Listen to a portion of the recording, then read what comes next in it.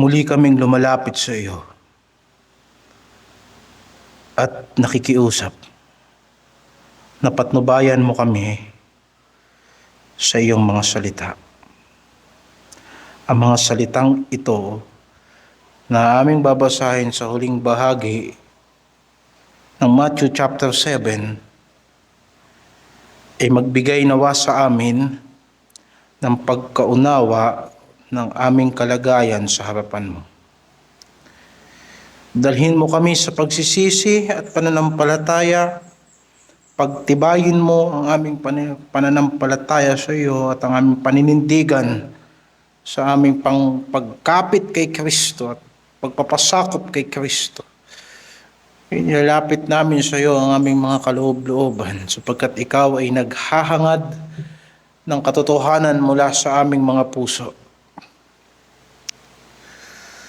O Diyos, nawa mahulog kami sa kamay mo sa hapong ito sapagkat ikaw ay masagana sa biyaya. Subalit hindi ka nagbibiro sa iyong paghatol. Sa pangalan ng Panginoong Hesus. Amen. Ang ating paksa sa gabing ito ay ang babala sa huwad na Kristyanismo. Ang babala sa huwad na Kristyanismo at ang ating teksto ay Matthew chapter 7 verse 21 hanggang 27 at tayo yung mga nasa huling bahagi na ng Matthew chapter 5 to 7 o yung exposition sa Sermon of the Mount. Verse 21, hindi ang bawat nagsasabi sa akin, Panginoon, Panginoon, ay papasok sa kaharian ng langit, kundi ang gumaganap ng kalooban ng aking Ama na nasa langit. Marami ang mga nagsasabi sa akin sa araw na iyon, Panginoon, Panginoon. Hindi baga nagsipanghula kami sa iyong pangalan? At sa pangalan mo'y nangagpalayas kami ng mga demonyo, at sa pangalan mo'y nagsigawa kami ng maraming gawang makapangyarihan. At kung magkagayoy ipahahayag ko sa kanila, kailanmay hindi ko kayo nakikilala. Magsilayo kayo sa akin, kayong mga manggagawa ng katampalasanan.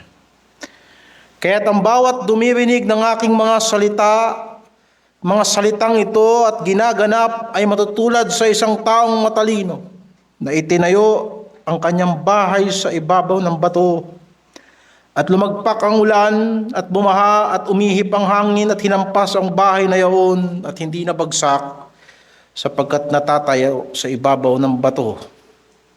At ang bawat dumirinig ng aking mga salitang ito at hindi ginaganap ay matutulad sa isang taong mangmang na itinayo ang kanyang bahay sa buhanginan at lumagpak ang ulan at bumaha at umihip ang mga hangin at hinampas ang bahay na iyon at nabagsak at kakilakilabot ang kanyang pagkabagsak.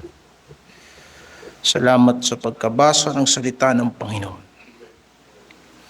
Kaninang umaga, ang mensahe sa atin mula sa chapter 7 verse 15 hanggang 23 ay ang babala sa mga huwad na tagapagturo na ang mga disipulo ng Panginoon ay pinag-iingat sa mga bulaang propeta. Ngayon naman, ang bibigyan naman ng atensyon sa bahaging ito ay ang katanungan, ano ba ang totoong Kristyanismo? Sapagkat ang mga bulaang tagapagturo ay nagreresulta sa mga bulaang tagasunod ni Kristo. Pero huwag tayong siguro. Kagaya ng mga bulaang propeta ay hindi bulaan dahil sa mali ang kanilang aral. Maraming bulaang tagapagturo na tama ang aral. Ang problema, mali ang pamumuhay.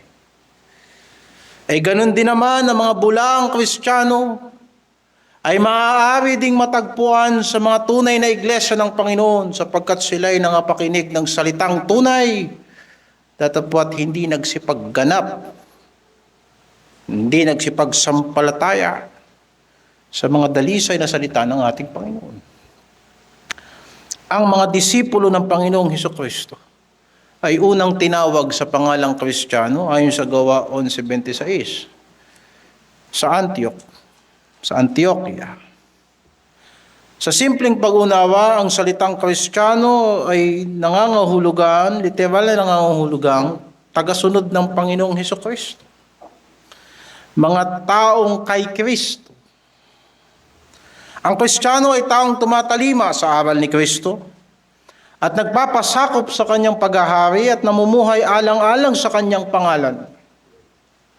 Sa buong bagong tipan, ang salitang Kristiyano ay ginamit lamang ng 3 beses.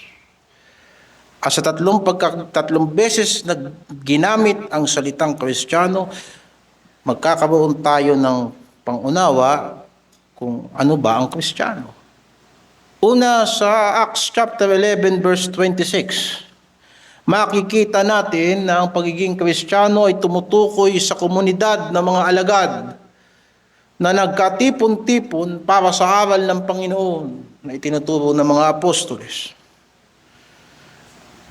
Kung babasahin natin, at nangyari na sa buong 1 taon sila'y nakisama sa iglesia at nagsipagturo sa maraming tao at ang mga alagad ay pinasimulang tawaging mga Kristiyano sa Antioquia.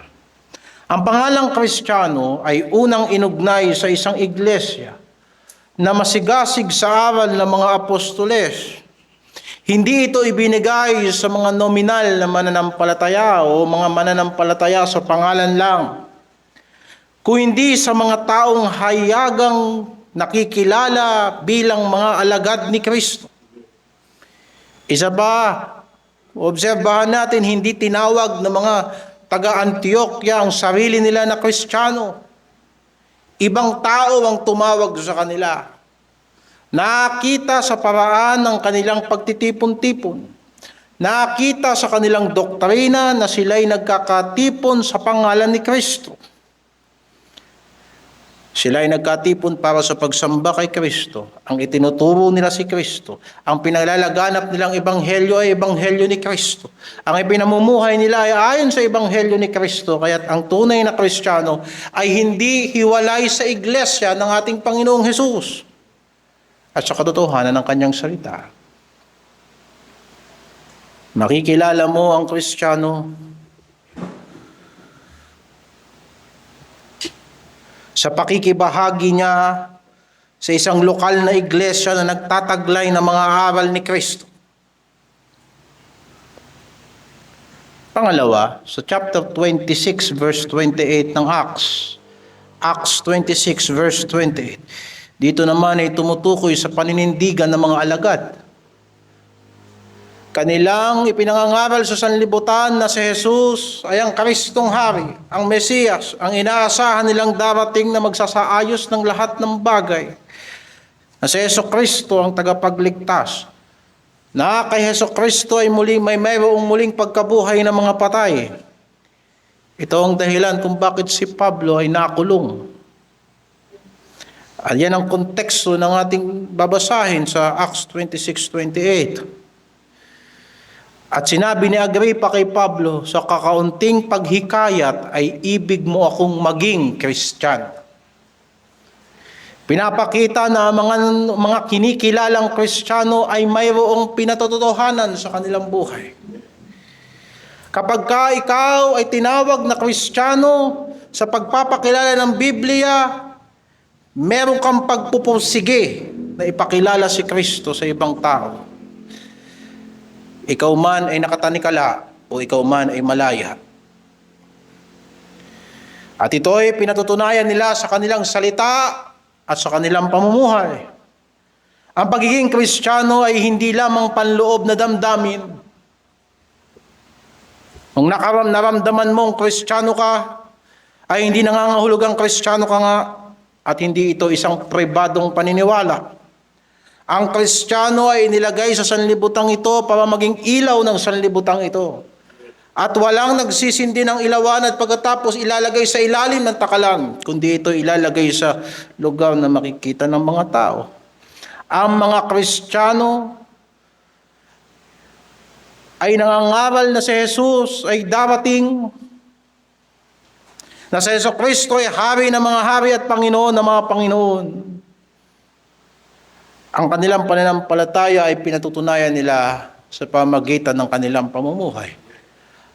At sa buong kasaysayan ng Kristyanismo, ang mga Kristiyano ay handang mamatay para sa pagka-Kristiyano.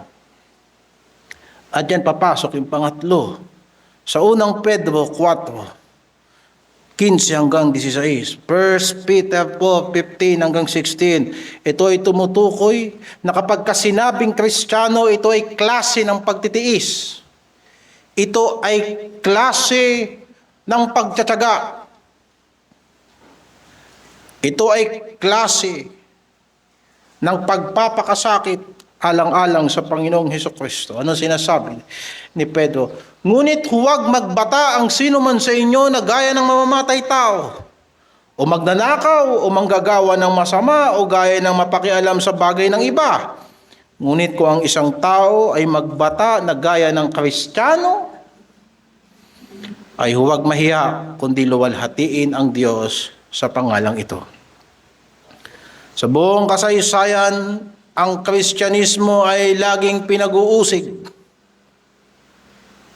Hindi sila tumatakbong kasama ng sanlibutang ito, mas gugustuhin pa nilang usigin sila dahil sa kanilang pananampalataya kaysa ipagpalit ang kanilang pananampalataya sa ilang perasong barya, sa ilang taon ng buhay. Kung oras mong mamatay ngayon alang-alang kay Kristo, wag mong takbuhan. Sapagkat sinabi ng Panginoon, mapalad ang mga pinag-uusig alang-alang sa akin. Ang tunay na Kristiyano ay hindi lamang nakikilala sa panahon ng kaginhawaan, kundi lalo na sa panahon ng pagtitiis. Kabalintunaan na makakita ka ng taong nagpapakilalang Kristiyano na hindi masikap, hindi matyaga at hindi matiisin. Sapagkat ang pananampalatayang ibinigay ng Diyos sa kanyang mga anak ay pananampalatayang karapat-dapat at may kapasidad na dumaan sa apoy. At habang dumadaan sila sa apoy, lalo silang dinadalisay. Hindi ganyan ang huwad na pananampalataya. Ang huwad na pananampalataya, tatalikod kay Kristo para sa ilang pirasong barya, para sa ilang kapirasong kakarampot na pagkain. Ipinagkakanulo nila ang pananampalataya nila at nilalapastangan nila ang mga pangako ng Diyos. Ang Kristiyano ay handang magdusa, tanggihan, iwanan, usigin, alang-alang sa pangalan ni Kristo. Hindi niya ikinahihiya ang Ebanghelyo, sapagkat higit niyang iniibig ang Panginoon kaysa sa papuri ng sanlibutan. Ang Kristyanismo ay hindi relihiyon ng shortcut. Ang biblikal na Kristyanismo ay hindi madaling pananampalataya.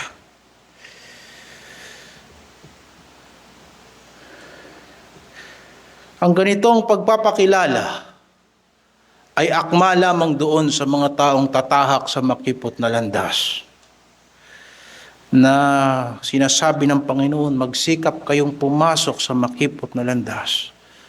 Magsikap kayong pumasok sa makitid na pintuan. Sapagkat sinasabi ng Panginoon na yan ang daan patungo sa buhay na walang hanggan. Ang ganitong pagkakakilanlan ay para lamang doon sa alang-alang kay Kristo, ay handang lumimot ng sarili. Doon sa mga nakakita kay Kristo ng higit sa kayamanan, na mga nakarinig sa salita ni Kristo, na higit sa karunungan ng sanlibutang ito, sila ay lalakad sa landas ng pagsisisi at pananampalataya at pagsunod na patungo sa buhay na walang hanggan. Hindi lahat na nagsasabi na sila ay Kristiyano ay tunay na kay Kristo. Sa panahon natin ngayon, ang pangalang Kristiyano ay nagiging pangkaraniwang katawagan na lamang. Samantalang marami ang walang tunay na pananampalataya at pagsunod sa Panginoon. Ito mismo ang babala ng Panginoong Hesukristo sa mga binasa natin. Sa kanyang sinabi na may mga taong tatawag sa kanya ng Panginoon, Panginoon, ngunit hindi naman sumusunod sa kalooban ng Ama. May mga nakikinig ng kanyang salita, ngunit hindi naman isinasagawa ang mga ito. Kaya nga mga kapatid, ang Kristyanismo ay hindi dapat ituring na isang pangalan lamang. Ni hindi ito basta isang relihiyon o hindi ito basta tradisyon lang at hindi ito basta pagpupunta sa simbahan. Kung mapanganib na tayo ay malinlang ng mga bulaang propeta, na mga taong nangangaral ng kanilang sariling opinyon at hindi ayon sa salita ng Diyos, mas lalong mapanganib na linlangin mo ang sarili mo sa pag-aakala na ikaw ay Kristiyano, subalit hindi ka Kristiyano at ang sarili mong gawa at ang sarili mong konsyensya ang magpapatunay na hindi ka talaga Kristiyano.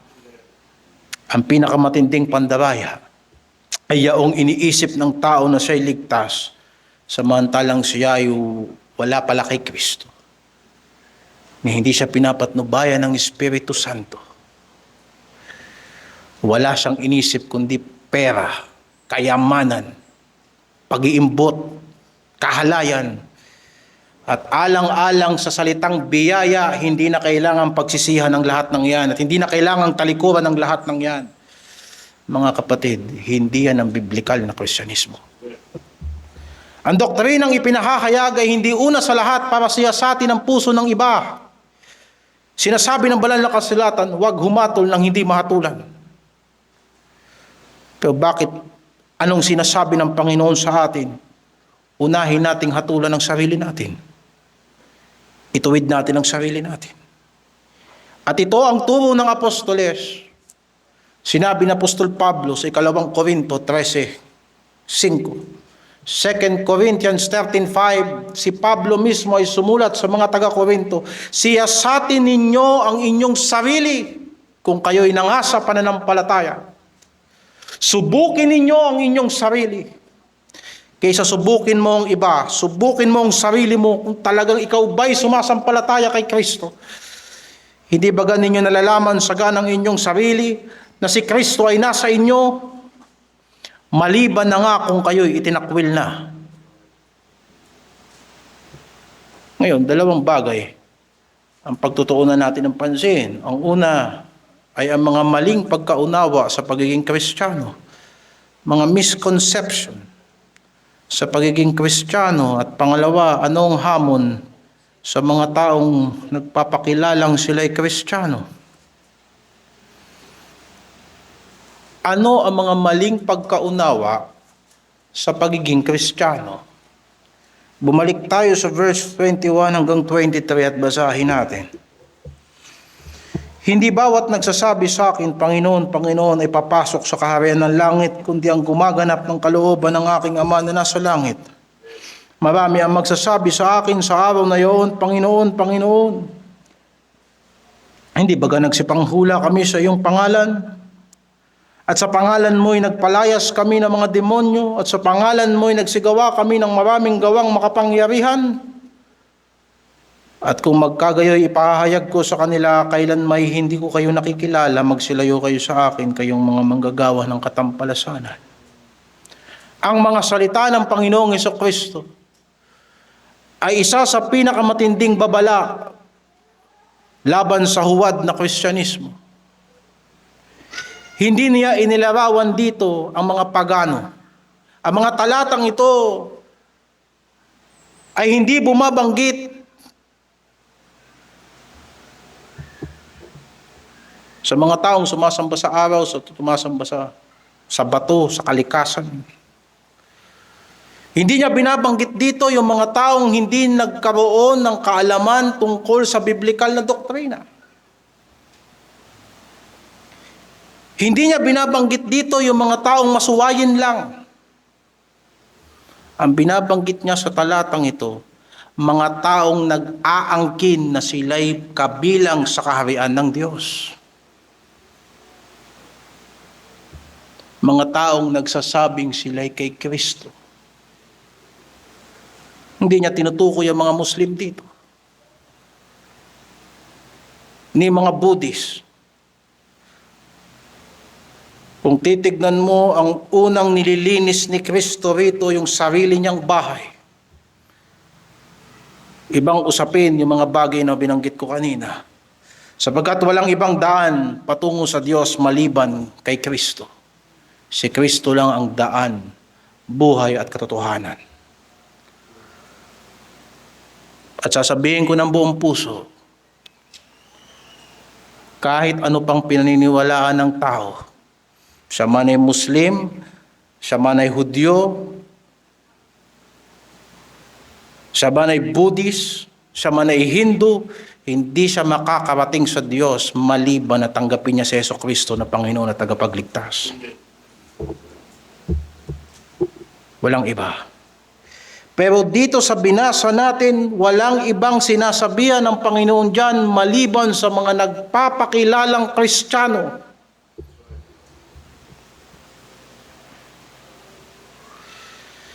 Sila ay nagsasalita tungkol kay Kristo. Sila ay gumagawa ng mga gawaing pangrelihiyon at nakikibahagi pa nga sa ministeryo. Yung iba mga funder pa ng ministry. Subalit sa huli, itatakwil sila ng Panginoon. So ipinapakita dito na maraming maling pagkaunawa tungkol sa pagiging Kristiyano. Una,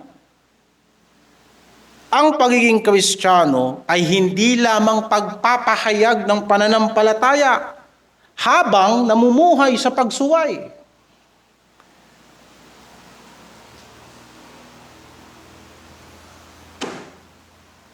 Sinabi ng Panginoong Hesukristo, hindi bawat ang nagsasabi sa akin, Panginoon, Panginoon, papasok sa kaharian ng langit, kundi ang gumaganap ng kalooban ng aking Ama na nasa langit. Hindi pwedeng ang tao nagpapahayag ng pananampalataya, bumabanggit ng Biblia at pagkatapos lantarang sinusuway ang salita ng Diyos. Marami ang nag-aakala na sapat na ang bibig sa pagpapahayag patungkol sa pananampalataya kay Kristo. Kahit ang buhay nila ay walang pagsunod sa kanyang kalooban. Para bang walang kaugnayan ang kabanalan sa tunay na pananampalataya. Ngunit winawasak ng Panginoon ang ganitong huwad na katiyakan. Hindi ibig sabihin ito, mga kapatid, at huwag tayong malito na ang tao ay naliligtas sa pamamagitan ng gawa. Hindi yan ang binabanggit diyan. Maliwanag sa buong kasulatan na ang pagpasok sa kaharian ng Diyos ay sa pamamagitan lamang ng biyaya ng Diyos. Si Jesucristo mismo ang nagsabi, maliban na ang tao ipanganak na muli, hindi niya makikita ang kaharian ng Diyos. Si Jesucristo mismo nagsabi, ang sino mang sumampalataya sa Kanya ay hindi mapapahamak, kundi magkakaroon ng buhay na walang hanggan. Pero anong pinag-uusapan dito? Dapat nating maintindihan na ang bagong kapanganakan ay pinagmumulan ng bagong buhay. Ang sino mang nakipag-isa kay Kristo ay nagiging bagong nilalang. Ang tunay na pananampalataya ay hindi mananatiling walang bunga. Nauna nang sinabi ng Panginoon, kung aatras tayo ng isang talata, ang pinag-uusapan dito bunga. Sa kanilang mga bunga ay makikilala ninyo sila. Hindi pinag-uusapan dito kung paano maliligtas ang tao. Ang pinag-uusapan dito, anong ebidensya mo na ligtas ka? Ang bunga ay hindi ugat ng kaligtasan, kundi ebidensya nito. Kaya ang paggawa ng kalooban ng Ama ay hindi paraan upang maligtas, kundi patunay na ang tao ay tunay na kabilang kay Kristo. Ang modernong Kristiyano ay napakadaling magsalita patungkol sa ang banal na Espiritu, naramdaman ko, ang banal na Espiritu pumasok sa akin, pinatnubayan ako ng Diyos. Alam mo ba ang bunga ng banal na Espiritu? Anong sinasabi ng banal na kasulatan? Na silang pinapatnubayan ng Espiritu ng Diyos, sila ang mga anak ng Diyos. Kaya huwag nating kalituhan ang mga bagay na ito. Maliwanag ang sinasabi ng Ebanghelyo. Roma 10:9.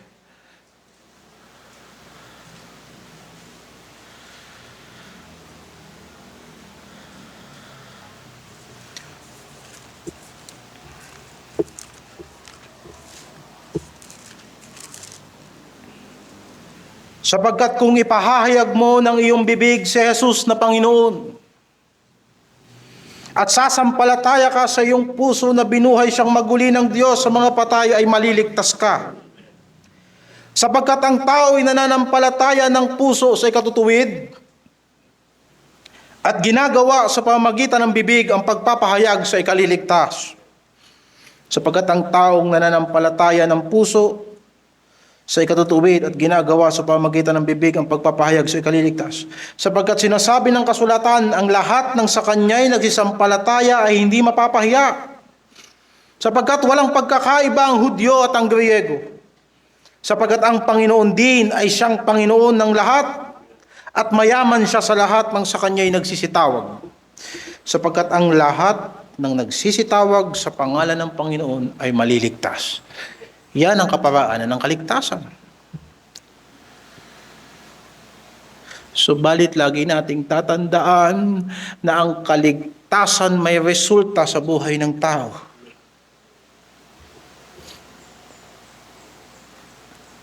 Sinabi sa Colossians chapter 2 verse 6, kung paano nga na inyong tinanggap si Kristo Jesus na Panginoon, magsilakad kayong gayon sa Kanya.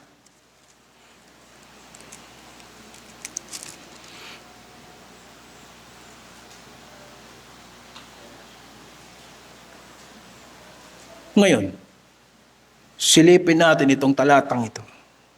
Romans chapter 6. Romans chapter 6 verse 17. Datapwat salamat sa Diyos na bagamat kayo'y naging mga alipin ng kasalanan, kayo'y naging mga matalimahin sa puso doon sa uri ng aral na pinagbigyan sa inyo. At yamang pinalaya kayo sa kasalanan ay naging mga alipin kayo ng katuwiran. Isa pang talata. Ikalawang Timoteo, 2 Timothy 2:19. Ang matibay na pinagsasaligan ng Diyos ay nananatili na may tatak nito. Nakikilala ng Panginoon ang mga kanya. At lumayo sa kalikuan ang bawat isa na sumasambitla ng pangalan ng Panginoon. Ang Kristiyanong walang pagsunod ay huwad na Kristiyano. Si Kristo ang nagsabi niyan. Ang pananampalatayang walang bunga ay patay, sapagkat kahit kailan ang salita ng Diyos ay hindi binhi na baog. Yan ay mabuting binhi. Ang salita ng Diyos ay mabuting binhi at hindi ito babalik sa Diyos nang walang kabuluhan.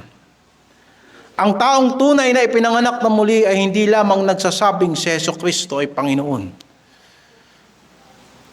Siya ay nagpapasakop sa paghahari ng Diyos. Yan ang dahilan kung bakit ang dyablo sumasampalataya pero hindi ligtas. Sapagkat ang problema niya yung kalikasan ng kanyang buong pagkadyablo, yung kanyang personalidad, ang kanyang buong pagiging dyablo ay hindi magpapasakop sa Diyos. Kaya nga ang pananampalataya ay laging nagmumula sa isang pusong binago ng biyaya. Pangalawa, ang pagiging Kristiyano ay hindi lamang pagiging aktibo sa pangangaral at gawaing pang-iglesia. Anong sinabi ng Panginoon dito sa binasa natin? Marami ang magsasabi sa akin sa araw na yaon, Panginoon, Panginoon, hindi ba nagsipanghula kami sa iyong pangalan? Marami ang nag-aakala na ang sukatan ng pagiging tunay na Kristiyano ay pagiging aktibo sa ministeryo. Pangangaral, pagtuturo, pagdalo sa iglesia, at pag-akay ng tao kay Kristo, maganda ang mga bagay na yan. Subalit ipinapakita ng Panginoon na posibleng mangaral ang tao tungkol kay Kristo habang ang kanyang sariling puso ay malayo sa Kanya. Ang Kristyanismo ay hindi pasimba-simba lang, papelo-fellowship lang, pagibing-gibing lang, o pakikisama lamang sa gawaing pangrelihiyon. Posibleng maging abala ang tao sa gawain ng Diyos habang hindi siya tunay na nagpapasakop sa Diyos. At kung isipin itong mga taong ito, sa huling panahon, mukhang sila pa ang maniningil kay Kristo. Naglingkod kami sa iyo, pero bakit hindi mo kami kinikilala? Tandaan natin na ang salita ni Kristo ay hindi lang impormasyon. Hindi ito basta teorya, hindi ito basta doktrina na ipinasa sa atin. Ang salita ni Kristo ay buhay. Ang salita ni Kristo ay kapangyarihan. Kung kaya't may kakayanan itong magbago ng isip ng tao. May kakayanan itong magpatalikod ng tao sa kasalanan. Kung naranasan nyo yan, naiintindihan nyo yan. May kakayanan itong magpalayas ng masamang espiritu sa buhay natin. May kapangyarihan itong magpalaya. May kapangyarihan itong magpihit sa atin sa tamang landas. Hindi ito bastang ipinangaral lang sa pulpito o hindi ito basta talatang binasa lang sa Biblia. Sinabi ng Panginoong Hesukristo, John 6:63, ang Espiritu nga ang bumubuhay. Ang laman ay walang anumang mapapakinabangan. Ang salitang sinasalita ko sa inyo ay pawang Espiritu at pawang buhay. Ipinakita niya sa kanyang mga himala, mga kapatid, na sa pamamagitan ng salita ni Kristo, kahit anong bagyo, kanyang napapatahimik. Sa pamamagitan ng salita ni Kristo, ang ketong ay nalilinis, ang paralitiko ay tumatayo. Sa pamamagitan ng salita ni Kristo, ang 5 tinapay at 2 isda ay naging sapat para sa isang madla. Lahat ay nakakain at nabusog. Sa pamamagitan ng salita ni Kristo, ang mga patay ay nabuhay. Ngayon, huwag mong sabihin na narinig mo ang salita ng Diyos, hindi umepekto sa iyo. Hindi mo narinig ang salita ni Kristo. At anong sinabi ng Panginoon sa mga taong sumasampalataya sa Kanya? Kung magpapatuloy kayo sa aking mga salita, tunay kayong mga alagad ko. Makakita ka ng klase ng Kristyanismo na tamad sa pag-aaral ng doktrina. Tamad magdala ng Biblia, pero Kristiyano. Naku, kung tinatamad ka magdala ng Biblia mo, huwag mo sabihin masipag ka sa pagtupad niyan. Baka kung pera yan, di mo yan nakalimutan. Pero bakit kailangan magpatuloy sa salita ni Kristo nung sabi sa John 8:31 hanggang 34? At inyong malalaman ang katotohanan at ang katotohanan ay magpapalaya sa inyo. Anong klaseng kalayaan? Sa konteksto nagtanong ang mga alagad, hindi kami naging alipin ni numan. Anong sinasabi mo na kami magiging malaya? At ang sinabi ng Panginoon, ang naglilingkod sa kasalanan ay alipin ng kasalanan. Ang Kristyanismo ay hindi para sa mga perpektong tao, totoo. Pero wag mong sabihin sa tagal-tagal mong pakikinig ng salita ni Kristo, lalong mas naging masahol ka kaysa dati. Hindi ganyan ang Kristyanismo. Kaya nga ang iglesia ay nagdidisiplina. Ang iglesia ay nagtitiwalag. Ang mga hindi nakikinig ng salita ng Diyos, papaulit-ulit na pagsaway, itinitawalag sa iglesia. Aral yan ni Kristo. Bakit? Sapagkat hindi uubra ang Kristiyano na hindi nahuhubog sa salita ng Panginoon. Dalawa lang yan. Maaring una, walang kapangyarihan ang salita ng Diyos. Or, pangalawa, walang kapangyarihan ang salita ng Diyos sa tao.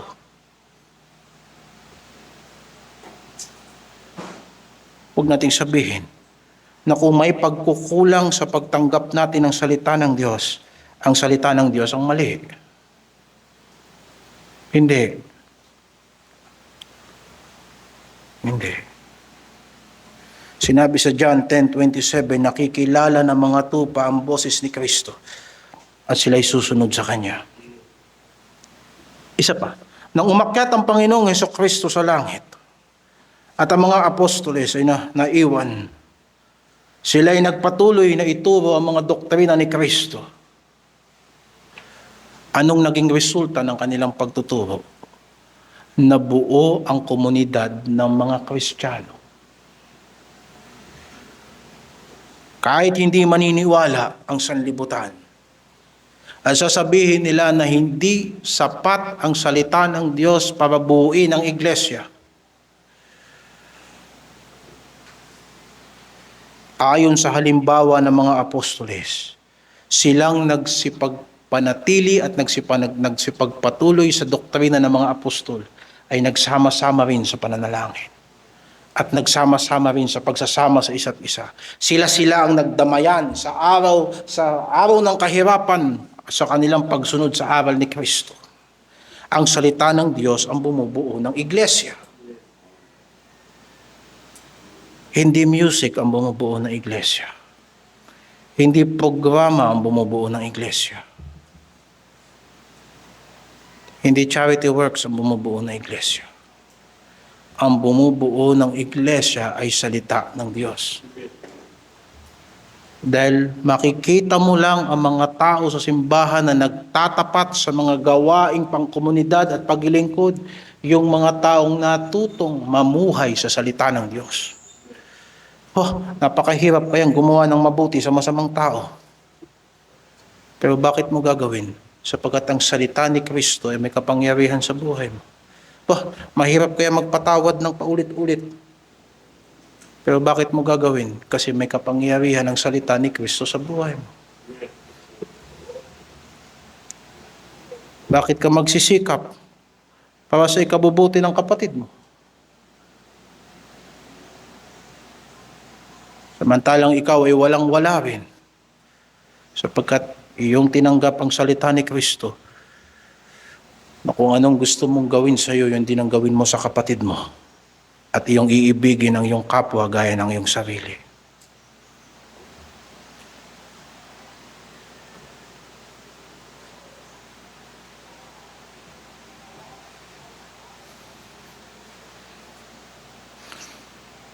Ang tunay na Kristyanismo ay hindi nagtatapos sa pagiging tagapakinig lamang o tagapagsalita ng salita o hindi una pagiging tagasunod nito.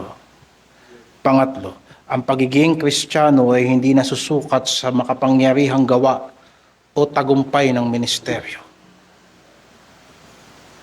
Nang umakyat si Jesucristo sa langit, iniwan siya ng marami. Yung laksa-laksa na sumunod sa Kanya nung siya umakyat sa langit, 100 na lang.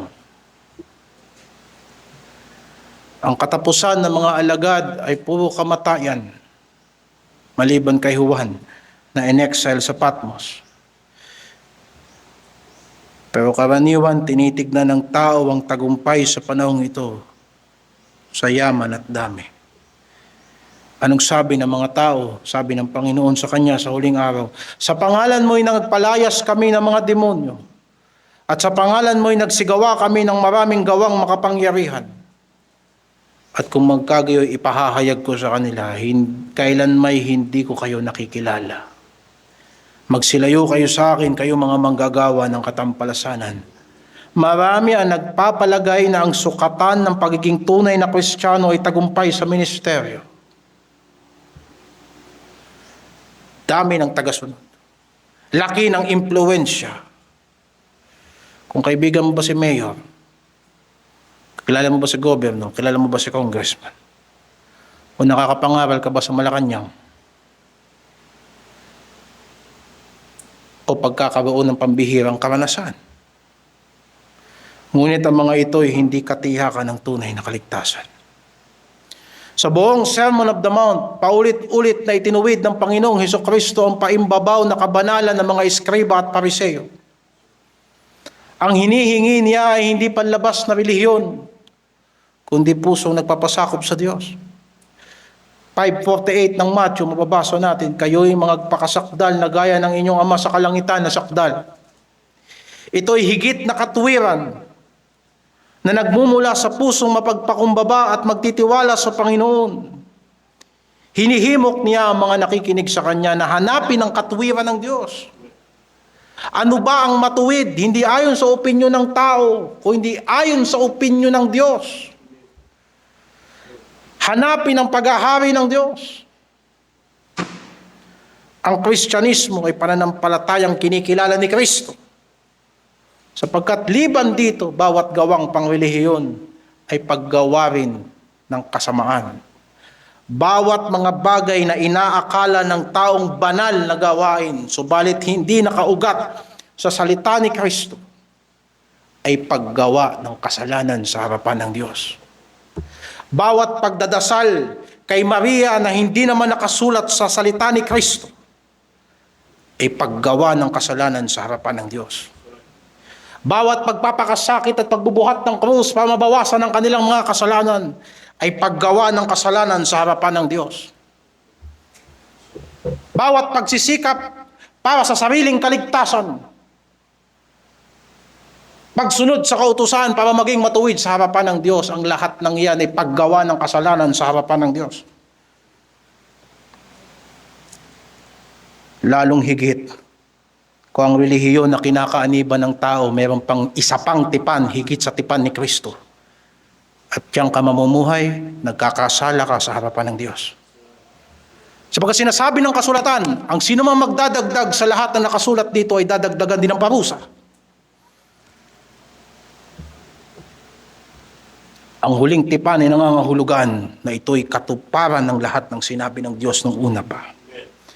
Kaya nga iisipin mo, kung hindi sapat si Kristo at hindi sapat ang kanyang salita,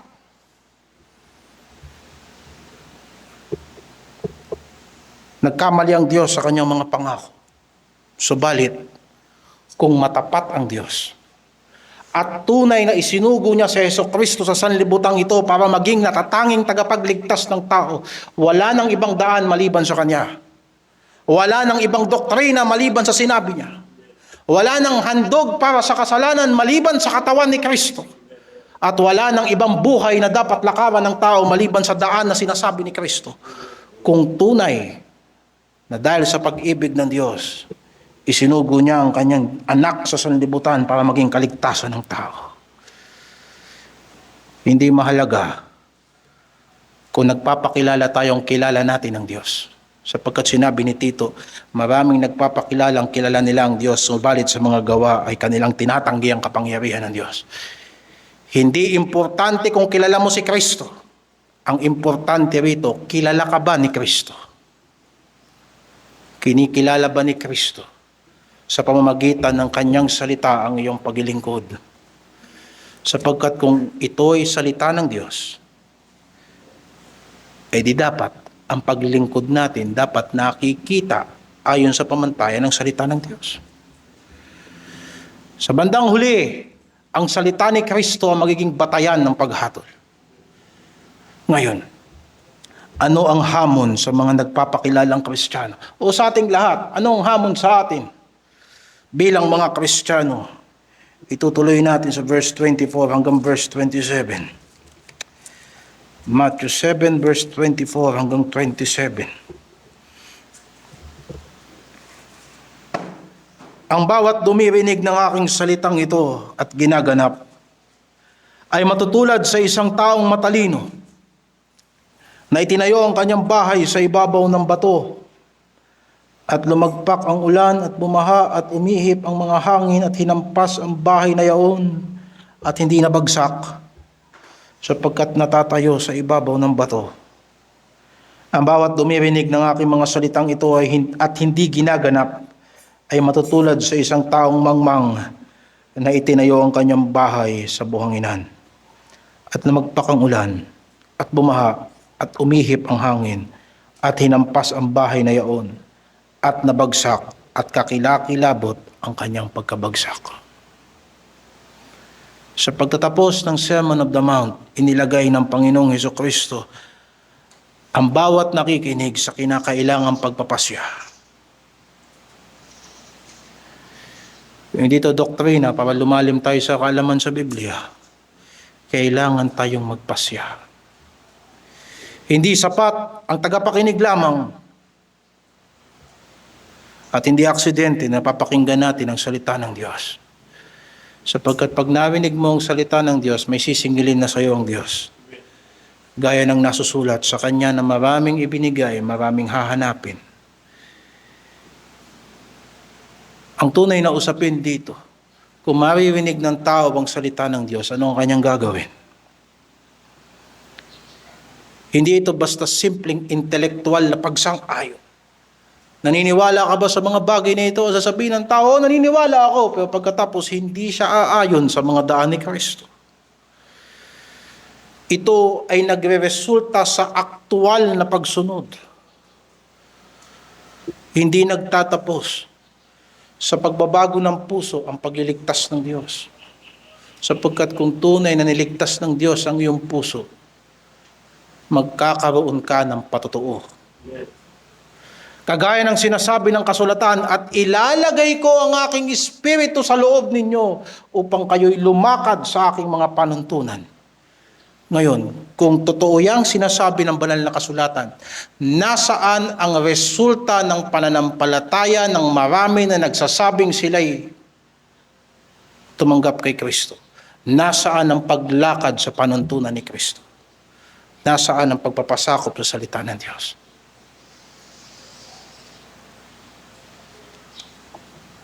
At yan ang pinagdidiin-diinan sa huling bahagi ng Sermon on the Mount. Tandaan natin, yung binasa natin kanina, balikan natin, hindi bawat nagsasabi sa akin ng Panginoon, Panginoon, ay papasok sa kaharian ng langit, kundi ang gumaganap ng kalooban ng aking Ama na nasa langit. Ngayon, nagtapos si Kristo sa mga salitang, ang sino mang dumirinig ng aking salitang ito. Anong maiintindihan natin? Na ang kalooban ng Ama ay nahahayag sa salita ni Kristo. Gusto mong malaman ang kalooban ng Diyos, tignan mo sa salita ni Kristo. Kung sa palagay mo na ang ginagawa mo ay kalooban ng Diyos, sige, tignan mo. Saan dyan sa salita ni Kristo?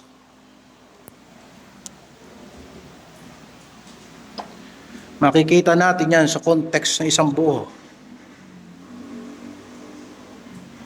Sinabi niya sa verse 21, kundi ang gumaganap ng kalooban ng aking Ama. Pagdating niya sa verse 23, 24, ang bawat dumirinig ng aking salitang ito at hindi ginaganap at ginaganap sa makatuwid, ang paggawa ng kalooban ng Diyos ay ang pakikinig at pagsasagawa ng salita ni Kristo. Ang nagsasabing si Jesus ay Panginoon, ngunit tumatangging sumunod sa kanyang salita ay sumasalungat mismo sa kanyang ipinapahayag. Kinukontra niya ang sarili niya. Ang tao nagsasabing nagtitiwala siya sa Panginoon at pagkatapos makikita mo na ang kanyang ginagawa ay palayo sa Panginoon, paano niya sinasabing sumasampalataya siya sa Panginoon? Iyan ang mga practice at paniniwala na gustong sirain ng bahaging ito ng kasulatan. Ikumpara natin yan para maintindihan natin. Ikumpara natin sa Luke 6, verse 46. Parehas na mensahe, pero tignan ninyo yung pagkakaugnay ng mga sinasabi. Luke 6:46. Bakit tinatawag ninyo akong Panginoon, Panginoon, at di ninyo ginagawa ang mga bagay na aking sinasabi? Ang bawat lumalapit sa akin at pinakikinggan ang aking mga salita at ginagawa, ituturo ko sa inyo kung sino ang katulad. Siya ay tulad ng isang taong nagtatayo ng bahay na humukay at pinakalalim at inilagay ang patibayan sa bato. At nang dumating ang baha ay hinampas ng agos ang bahay na yaon at hindi nakilos sapagkat natitirik sa mabuti. Datapwat ang dumirinig ay hindi ginagawa. At dumirinig at hindi ginagawa ay tulad sa isang tao na nagtayo ng bahay sa lupa na walang patibayan. Laban sa yaon ay hinampas ng agos at pagdakay nagiba at malaki ang naging kasiraan ng bahay na yaon. Doon sa pag-uumpisa sa verse 46, tawag kayo ng tawag sa akin, Panginoon, Panginoon, di nyo naman ginagawa yung sinasabi ko. Ito ang sentro ng usapin sa tunay na Kristyanismo, ang biblikal na Kristyanismo. May kapamahalaan ba si Kristo sa ating buhay? Hindi natin problema ang dami ng pagsubok. Hindi natin problema ang dami ng kahirapan.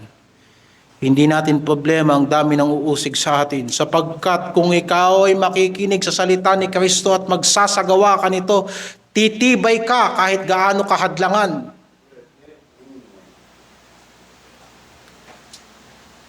Sa makatuwid, yung nilalamon ng sanlibutan, ang mga hindi nagsasagawa ng salita ng Panginoon. Panginoon ka kasi ng Panginoon pero hindi ka naman nakikinig.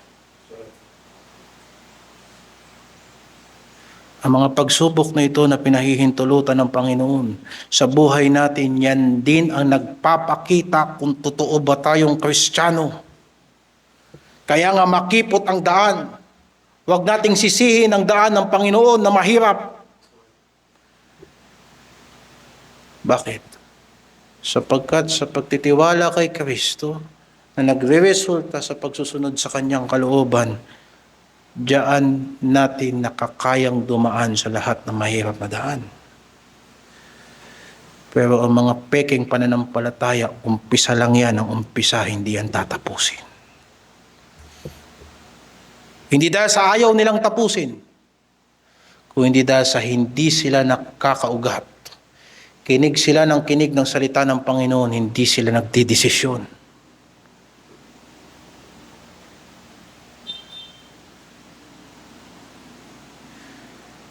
Ipinamumukha na ng Panginoon sa kanila na kailangan nila si Kristo.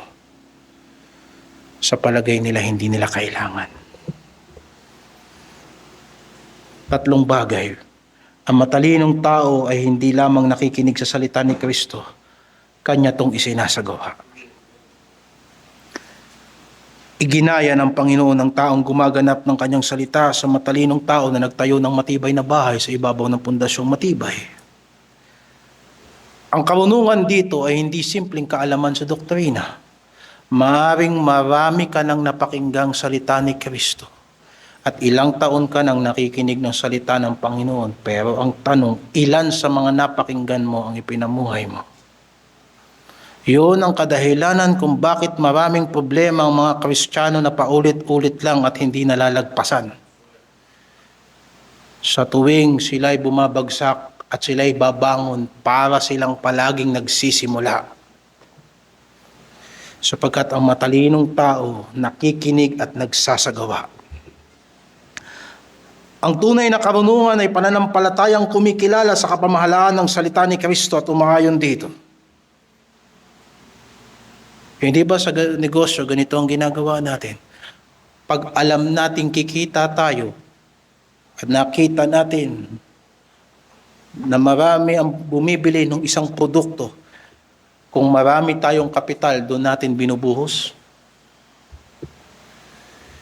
Hindi ba yung mga sumusugal, yung mga nagsusugal, pag pakiramdam nilang sunod-sunod ang swerte nila, tinotodo nilang taya. Ngayon, sabihin nyo sa akin, kung nakita mo pala na ang dulot ni Kristo ay buhay na walang hanggan, at sa pamamagitan ng kanyang kamatayan sa krus, pinatawad niya ang iyong mga kasalanan, at siya'y muling nabuhay mula sa mga patay, na nagpapakita na hindi kamatayan ang katapusan natin sa sanlibutan ito. May kapangyarihang kikilos sa ating mga mahihinang katawan. Ang tanong, bakit hindi natin siya pagtiwalaan? Narinig mo ang kanyang salita, sinabi mong maganda ang salita ng Diyos. Malinaw ang salita ng Diyos. Napakahusay ng pagpapaliwanag ng salita ng Diyos. Pero nung narinig mo, bakit hindi mo ginawa? Hindi ba ang matalinong tao kung nakikita na yun ang daan para manalo, doon niya itutodo ang kanyang lahat ng effort? Pero maraming tao, alam nang nagsasayang sila ng pera, doon nila nilalagay lahat ng pera nila.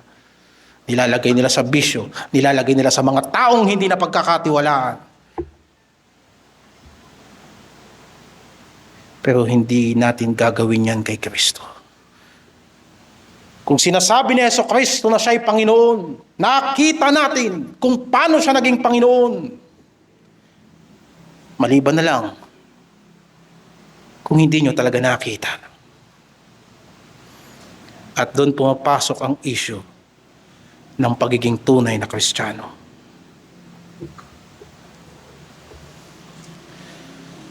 Ang taong matalino ay naniniwala na ang salita ng Panginoon na magiging pamantayan ng paghatol sa uling araw.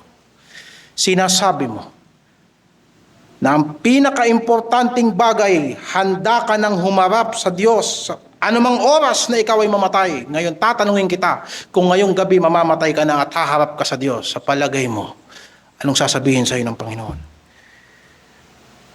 Tayo na walang pinaggagawa kundi mag-backslide, sumuway ng sumuway sa kanyang salita. Hindi matalino yun, mga kapatid. Ang pag-aaksaya ng oras ay hindi matalino. Ang pagsuway sa Panginoon ay hindi matalino. Hindi damdamin natin ang ating pundasyon. Hindi tradisyon ang damdamin natin. Ang pundasyon natin, ni kahit baptist ka pa, maraming baptist sa impyerno. Si Judas, nakita niya ang lahat ng himala ni Kristo.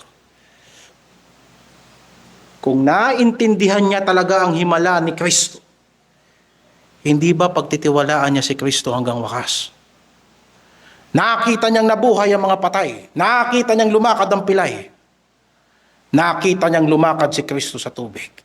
Pero sa dulo, tinapatan niya lang ng 30 pirasong pilak si Kristo. Hindi matalino.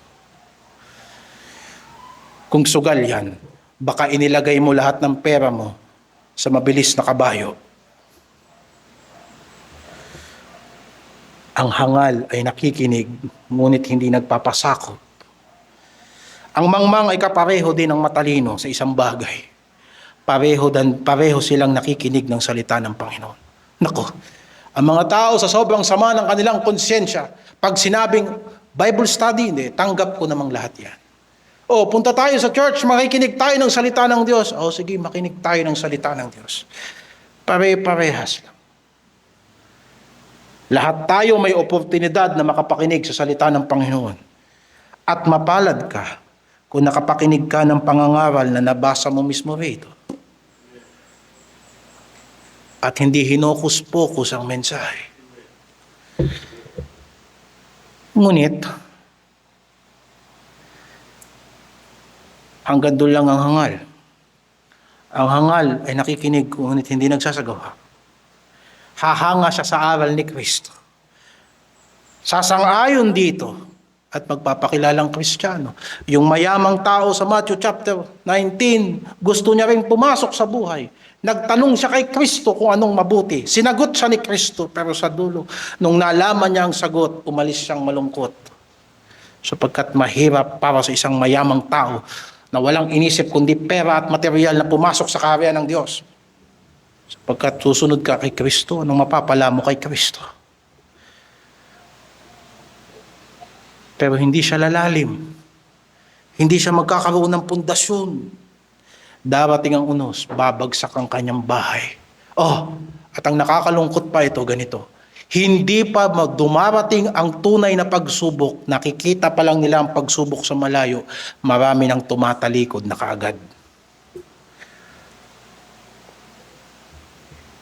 Hindi pa nga tayo duguan sa paglilingkod sa Panginoon. Marami nang tumatalikod sa pananampalataya. Paano kaya kung magsisikap na tayo para sa mabibigat na bagay?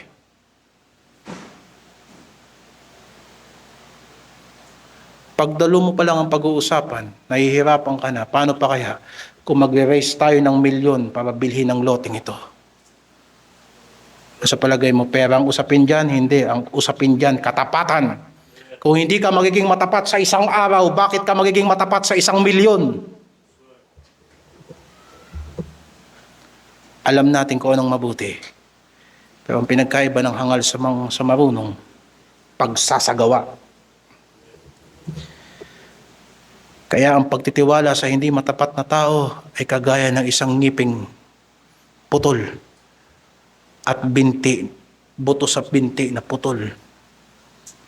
Ipinakikita nito na ang tunay na problema ay hindi kakulangan ng kaalaman. Mga kapatid, kahit sa Facebook may nag-e-evangelize. Yung mga takot pumunta sa isang totoong gawain doon sa Facebook ng sipagpastor, pero mga duwag sa mission field. Sapagkat doon sa Facebook, walang magpapasaway sa iyo ng miyembro, kaya doon sila nagsipag-ngaral, ayaw ng responsibilidad. Basahin niyo ang banal na kasulatan kung meron bang pagtuturo ng salita ng Diyos na walang responsibilidad. Wala. Lahat ng pagtuturo ng salita ng Diyos may kaakibat na responsibilidad. Kaya kung akala mo matututo ka sa kanonood mo ng Facebook ng mga salita ng Panginoon, kailangan mo ng praktikal na turo. Kailangan mo ng iglesia. Kailangan mo ng halimbawa sa pamumuhay. Hindi ka titibay ng kanonood lang ng memes at reels. Bakit?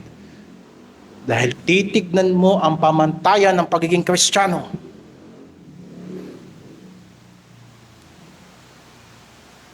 Lalo na sa panahon ngayon, ang pangangaral pwede nang buuin sa ChatGPT.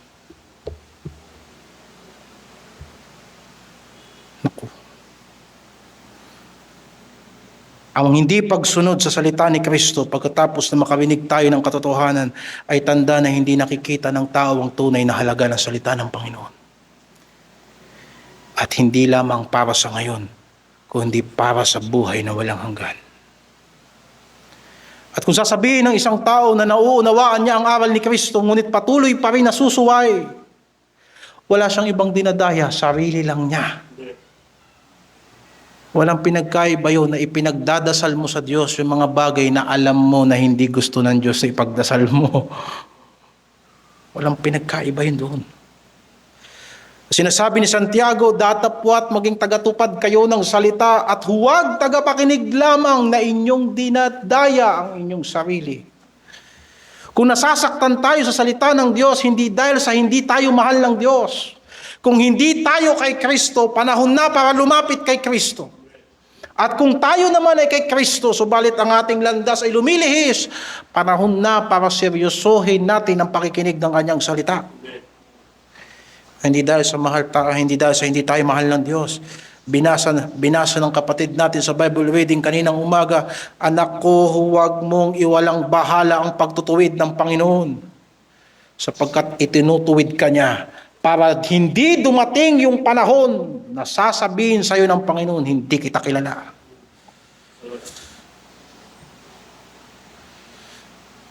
Siya mismo na nagligtas sa atin, siya rin ang huhubog sa atin. Kaya pagpasensyahan natin ang paghubog ng Panginoon. At panghuli, ang tunay na pagsubok ng Kristyanismo ay hindi sa loob ng iglesia lamang, kundi sa harap ng paghuhukom ng Diyos. Maaring tinitignan natin paano natin itataguyod ang gawain, paano tayo mag-aakay ng kaluluwa, paano natin tuturuan yung mga bata hanggang sila'y lumaki. Maaring tumitingin tayo 10 years from now, 20 years from now kung hindi pa babalik si Kristo, pero ano ba talaga ang katuturan ng ginagawa natin na maaring mangyari sa gabing ito at bukas bagong langit at bagong lupa na. Ang realidad na tayo ay haharap sa Diyos. Anong success ng gawain? Na may pagmalaki natin, na napatayo natin yung building? Na napayaman mo yung sarili mo? Na nakapagyabang ka sa iglesyang ito? O hihintayin mo na sasabihin sa iyo ng Panginoon?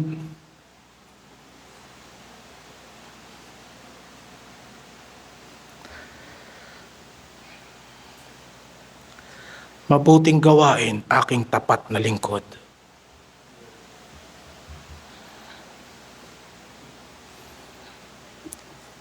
Sa tingin nyo, importante pa ba ang opinyon ng tao?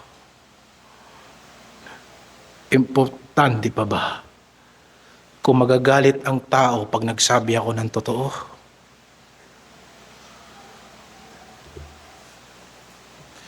Importante pa ba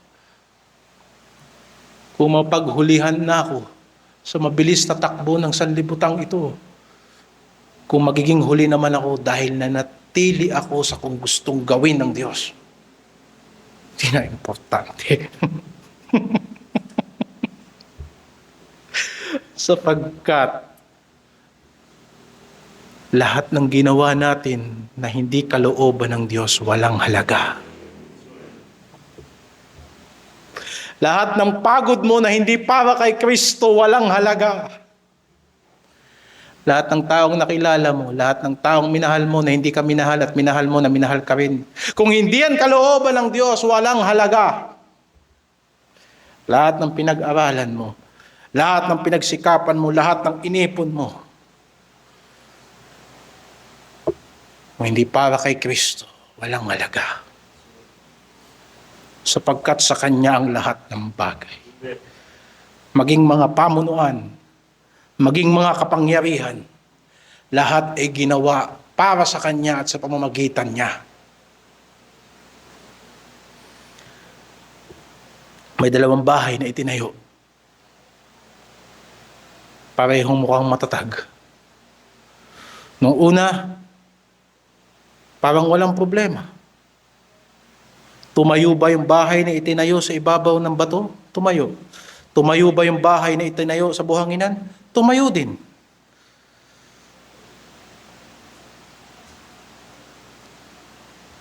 Pero ang tunay nilang kalagayan ay mahahayag kapag dumating ang unos. Maaaring nakatayo tayo sa araw na ito. Pero huwag mong kakalimutan, ang tunay na halaga ng ginagawa mo kung mananatili ba yan sa harapan ng Diyos o masusunog yan sa apoy. Gayon din ang Kristyanismo. Maaaring magmukhang matatag tayo sa harapan ng iglesia. Kahit ako, natatakot ako sa sinasabi ko. Baka mukhang matapat ako sa salita ng Panginoon sa aking pagpapastor. At sa harapan ng sanlibutan. Pero isang malaking katanungan, kung ibuhos ng Diyos ang kanyang parusa sa sanlibutan ito, sisiguraduhin mo ba na matatag ka? At ang pananampalataya mo ay talagang nagligtas sa'yo. Sapagkat meron kang kaalaman, meron kang ministeryo, meron kang panlabas na kabanalan, ngunit darating ang araw na higit sa lahat ng pagsubok at higit sa lahat ng hirap,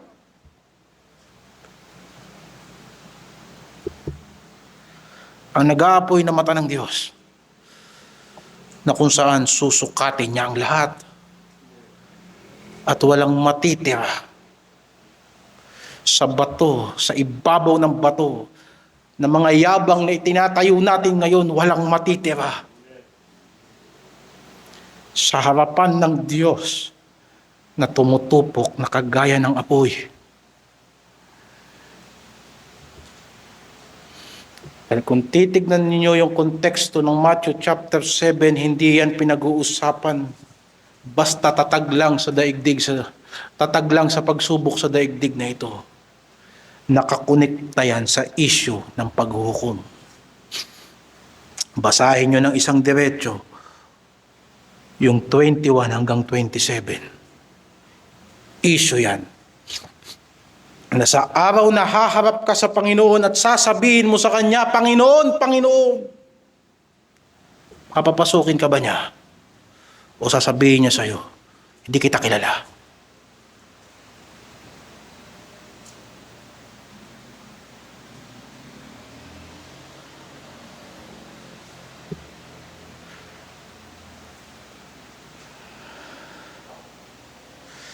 At sinabi ng Panginoon, sa lahat ng hindi makakatayo sa araw ng paghuhukom, kakilakilabot ang kanyang pagbagsak. kakilakilabot. Binasa ng kapatid natin kanina mula sa awit.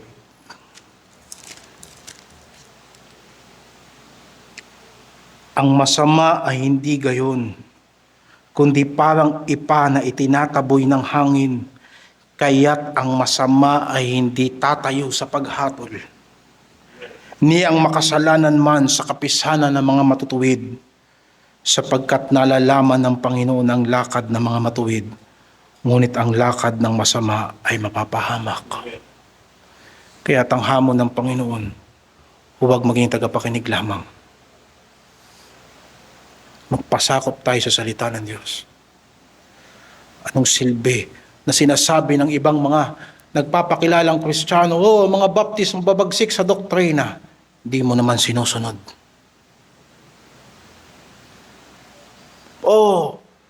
Matindi aral nyo, dogmatic. Dogmatic pala eh. Pero para ka namang aso, dog, na yung sinuka mo, kinakain mo ulit. Anong silbi ng dalisay na aral ni Kristo? Kaya nga sinasabi ng Panginoon, huwag mong ibibigay ang perla sa aso. Walang silbi yun.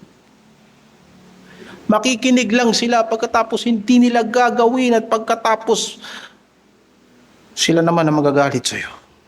Huwag mo ibibigay ang ginto sa baboy. Pinangaral sa atin yun sa Matthew chapter 7. Ngayon mga kapatid, ako'y nangaral lang na ngayon sa nakasulat.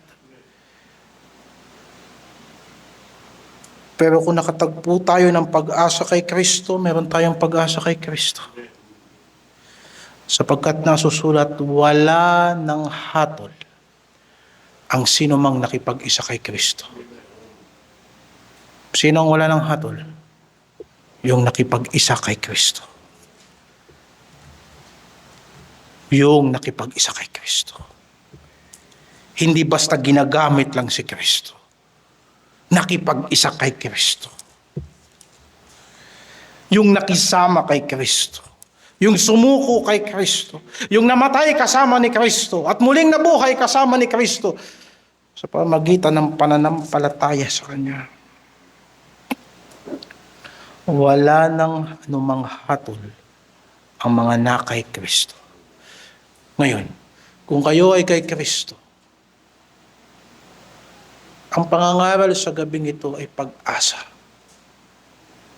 Pag-asa na sa pagtupad ninyo sa Kanyang salita, tatayo kayo sa araw ng paghatol, sapagkat kayo'y nakipag-isa sa Kanya at ibinilang kayong matuwid dahil sa Kanya. At dahil sa Kanya, ang Espiritu ng Diyos ay nasa inyong mga puso. Matatawag niyo siyang Ama at makikita yon sa inyong pamumuhay sa ngayon. Dadaan kayo sa makipot na landas. Pero ang dulo nito ay buhay na walang hanggan. Pero kung nagugulumihanan ang ating puso, meron tayong dahilan para mag-alala. Pero hindi mahirap ang daan patungo sa pananampalataya. Madali lamang manampalataya kay Kristo. Ang mahirap, magpasakop sa Kanya. Gayunpaman, walang hinihingi ang Diyos sa iyo na anuman. Pagsuko lang. Hindi mo kailangan bayaran ng Kanyang kabutihan. Sumuko lang tayo sa Kanyang salita.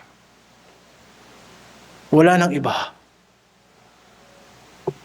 Pero wag nating isipin na pwede nating dayain ng Panginoon kagaya ng ginagawa ng mga traidor sa kasaysayan. Na kunwari susuko, pero nakatago pala ang balisong sa likod. Hindi ba kaya nga naimbento yung pagbati na shake hands? Para ipakita na wala kang dalang armas sa kamay.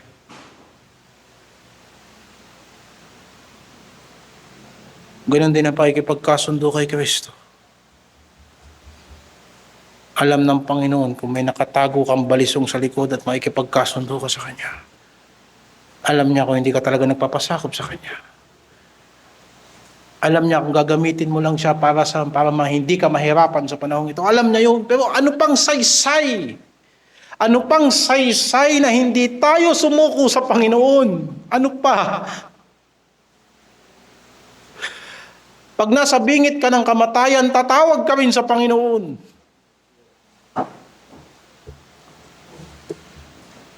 Karangan mo ang bagyo kung makakaya mo.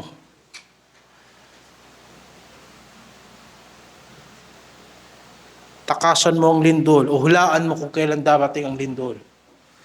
Hulaan mo kung kailan ka mamamatay. Ngayon, wais ba na makipagpatintero sa Diyos? Hindi, mga kapatid. Hindi. At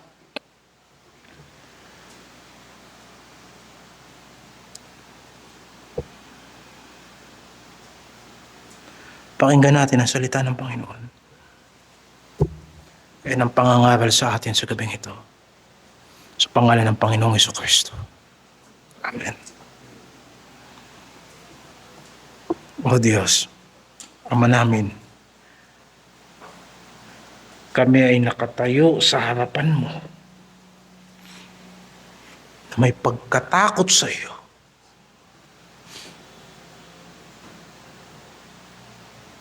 At nakikiusap kami na linisin mo kami sa pamamagitan ng iyong salita. Ipinahayag mo sa amin ang iyong salita. Binigyan mo kami ng kapayapaan sa iyong salita. O Diyos, isang pakiusap.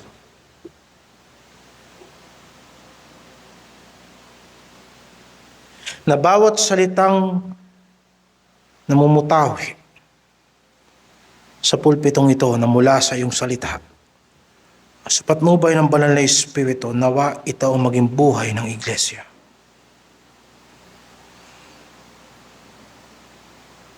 Salamat po sa buong pangangaral mula sa chapter 5 ng Matthew hanggang sa chapter 7. Pinaglalim mo ang aming conviction. Pinaglalim mo ang aming pag-intindi patungkol sa paglilingkod. Inarmasan mo kami. At isang pakiusap, gawin mo po sa amin yung mga salitang aming napakinggan. Sapagkat hiwalay sa iyong banal na Espiritu, ay wala po kaming magagawa. O Diyos, tulungan mo kaming manatili sa iyong kalooban. Ipakita mo sa sanlibutan na ikaw ay buhay. At ang pananampalataya ng mga apostoles ay buhay at ang Espiritu mo ay kumikilos.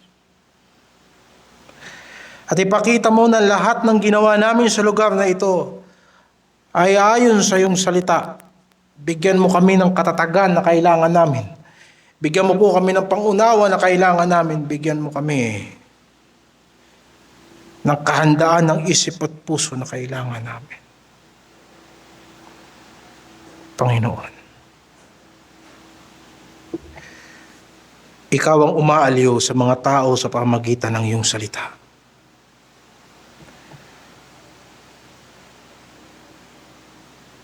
Doon sa iyong mga anak, ito ay kaaliwan. Pero sa iba, ito ay hindi kaaliwan. O Diyos, gawin mo kaming matatag. Huwag kaming panghinaan ng loob. Lalong-lalo na kami po'y nag-aakay ng tao sa iyo. Gawin mo kaming matapat sa aming pamumuhay. Gawin mo kaming matapat sa aming pag-iisip. Gawin mo kaming matapat sa aming mga damdamin na totoong minamahal ka namin ng buong isip at buong puso at buong lakas. O Diyos, sinasamba ka namin at salamat po sa gabing ito sa pangalan ng Panginoong Hesus. Amen.